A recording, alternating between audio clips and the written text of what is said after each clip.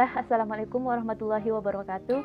Perkenalkan, saya Israwati, kelas keperawatan B, Fakultas Kedokteran dan Ilmu Kesehatan, Universitas Islam Negeri Alauddin Makassar. Baiklah, di sini saya akan menjelaskan bagaimana cara melakukan inhalasi sederhana di rumah. Dan yang pertama itu, kita harus mengetahui apa sih itu inhalasi sederhana. Inhalasi sederhana merupakan pemberian obat atau aromaterapi melalui uap yang dihirup ke dalam saluran pernapasan dengan menggunakan alat bahan dan cara sederhana yang dapat ditemukan serta dilaksanakan dalam lingkungan keluarga. Terapi ini dapat dilaksanakan pada pasien atau klien selama 10-15 menit dengan frekuensi 3-4 kali sehari. Yang kedua, tujuan. Adapun tujuannya yang pertama yaitu mengurangi sesak akibat sumbatan jalan nafas.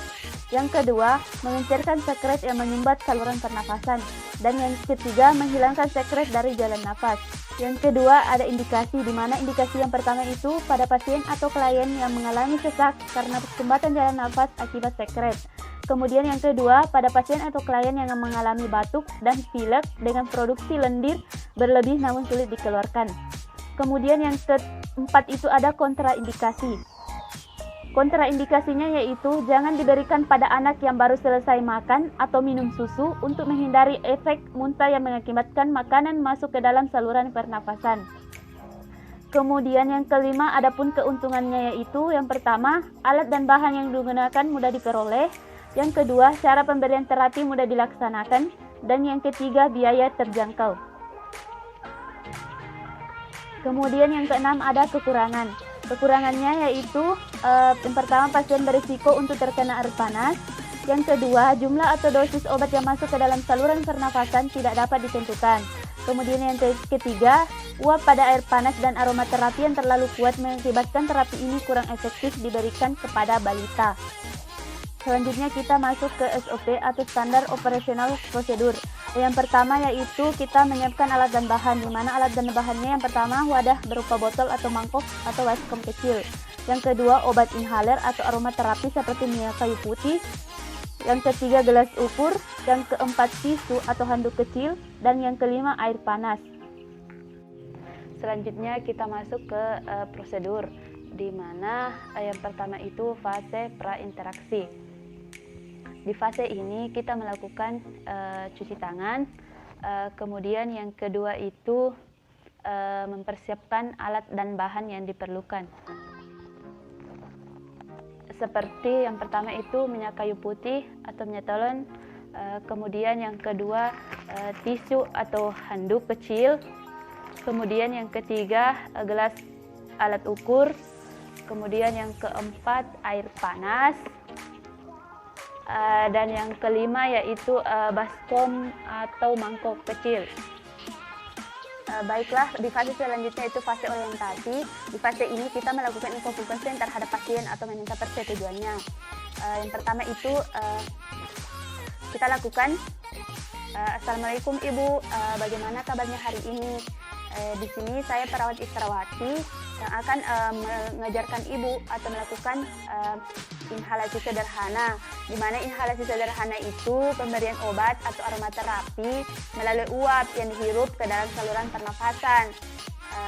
Tujuannya itu untuk mengencerkan sekret yang menyumbat saluran pernapasan dan mengurangi sesak yang Ibu rasakan. Bagaimana? Apakah Ibu bersedia? Ya suster, saya bersedia. Selanjutnya kita masuk di fase kerja. Yang pertama itu kita lakukan tindakan pada ruangan tertutup, di mana jika kita lakukan di ruangan terbuka, maka uap yang kita akan lakukan itu akan menyebar kemana-mana.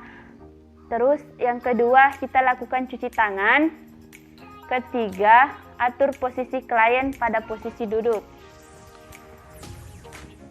Yang keempat itu letakkan meja di depan pasien atau klien.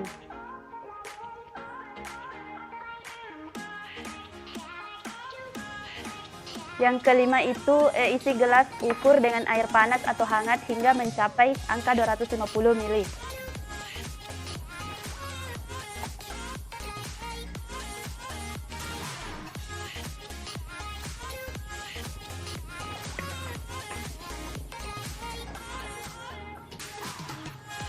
Kemudian yang keenam, masukkan obat atau aromaterapi ke dalam gelas dengan perbandingan 2-3 tetes minyak kayu putih untuk 250 ml air panas atau hangat.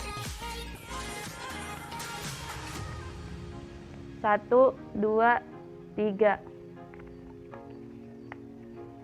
Kemudian yang ketujuh itu, gelas yang berisi aromaterapi dituangkan pada wadah atau botol, mangkok atau baskom kecil.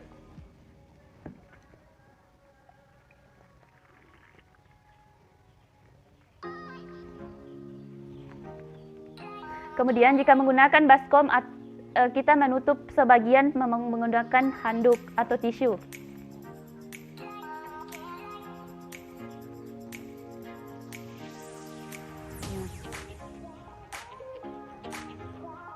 Kemudian yang kedelapan yaitu minta pasien atau klien menghirup uap dalam wadah tersebut selama 10-15 menit atau hingga pernapasan lega.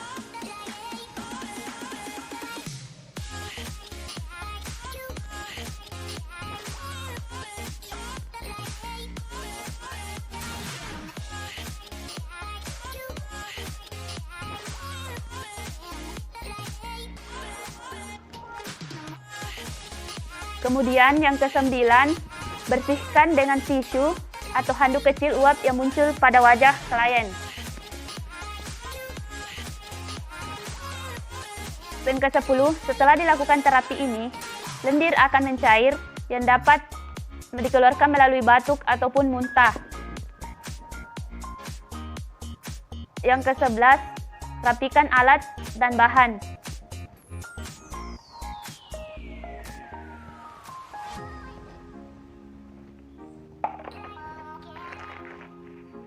Kemudian rapikan pasien. Selanjutnya fase terakhir itu fase terminasi.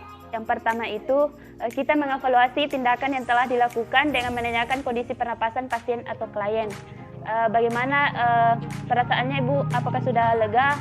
Sesaknya sudah berkurang? Yesus sudah membaik.